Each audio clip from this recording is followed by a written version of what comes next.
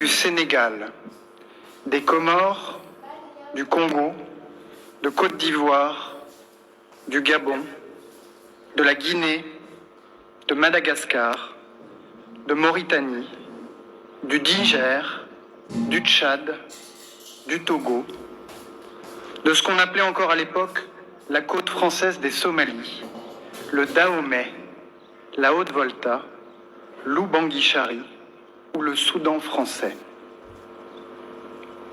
Quittant leurs terres d'Afrique, leurs villages, leurs familles et leurs enfants, ils répondirent à l'appel de la liberté quand la France fut à son tour, dans cette lointaine Europe, envahie par l'Allemagne nazie. Enrôlés ou engagés par amour de la France, ils se couvrirent de gloire sur tous les fronts de la bataille de France. À Sedan, Bar-le-Duc, Neufchâteau, Rohrbach, Somote, à Amiens, à Bouglin-Val, à Aubigny, c'est en héros que les tirailleurs sénégalais écrivirent cette page de notre histoire, repoussant courageusement les coups de boutoir de l'ennemi, malgré l'écrasante supériorité de ses moyens. S'illustrant au combat par des exploits sanctionnés, par de si nombreuses citations et décorations militaires. Tant d'entre eux furent tués, portés disparus ou blessés au combat. Plusieurs milliers furent lâchement exécutés par la Wehrmacht après lui avoir fait subir de lourdes pertes. Plusieurs milliers encore restèrent emprisonnés dans les Vosges, dans la Marne ou en Bretagne, dans des camps allemands. Les plus valeureux trouvèrent au fond d'eux-mêmes l'incroyable courage de s'évader, de gagner le maquis et de poursuivre la lutte jusqu'à la victoire. Et ceux qui survivront conserveront toute leur vie dans leur chair et leur esprit les stigmates de la guerre, avec la satisfaction d'avoir, par leur sacrifice, assuré la défaite de la force brutale et la victoire de la liberté. Et pourtant,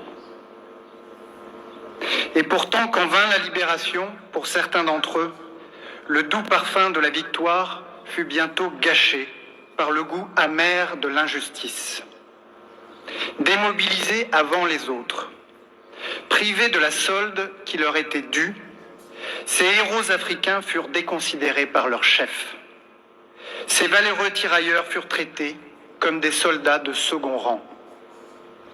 Ils avaient tout quitté et parfois tout donné à la France de la liberté, de l'égalité et de la fraternité, une France qui semblait subitement trahir sa promesse, manquer à son devoir d'égalité, manquer à son devoir de fraternité. Ils ne purent faire autrement que de le lui rappeler. Une première fois, ils protestèrent à Morlaix, où la moitié d'entre eux refusèrent d'embarquer à bord du Circassia qui devait les ramener chez eux.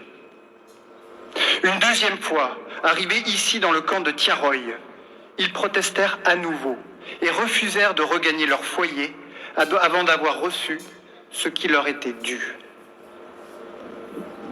Et c'est au matin du 1er décembre 1944, ici même à Tiaroy, qu'ils réclamèrent justice dans un immense cri de colère qui retentit encore 80 ans plus tard. Un cri de colère que la France réprima dans le sang en ouvrant le feu sur ceux-là même qui avaient risqué leur vie pour qu'elle puisse être libérée. Rien ne peut justifier que des soldats de la France aient ainsi retourné leurs canons contre leurs frères d'armes. Les douleurs encore si vives provoquées par cette plaie béante dans notre histoire commune, seul un travail de mémoire peut conduire à les apaiser.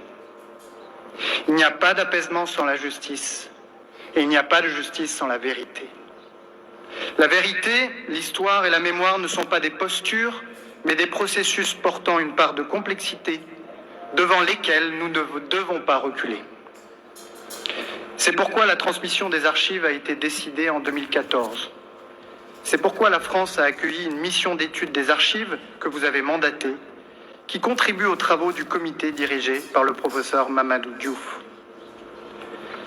C'est la raison pour laquelle le président de la République vous a écrit, Monsieur le Président, pour vous dire que la France se doit de reconnaître que ce jour-là s'est déclenché un enchaînement de faits ayant abouti à un massacre.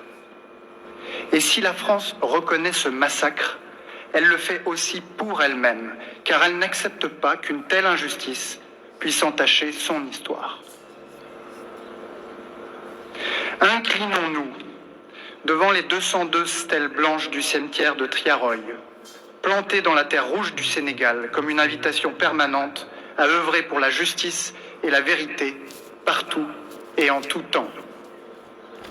Puisons dans ce travail de mémoire et de reconnaissance la grandeur d'âme, le dévouement et la dignité de ces hommes, de ces témoins du monde nouveau qui sera demain, que célébrait Senghor.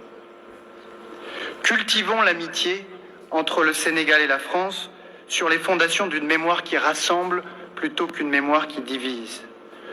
Monsieur le Président, vous avez posé avec le Président de la République, le 20 juin dernier à Paris, les bases d'un partenariat renouvelé, fondé sur le respect mutuel au service des intérêts réciproques de nos deux peuples, unis par des valeurs démocratiques partagées et une relation d'amitié.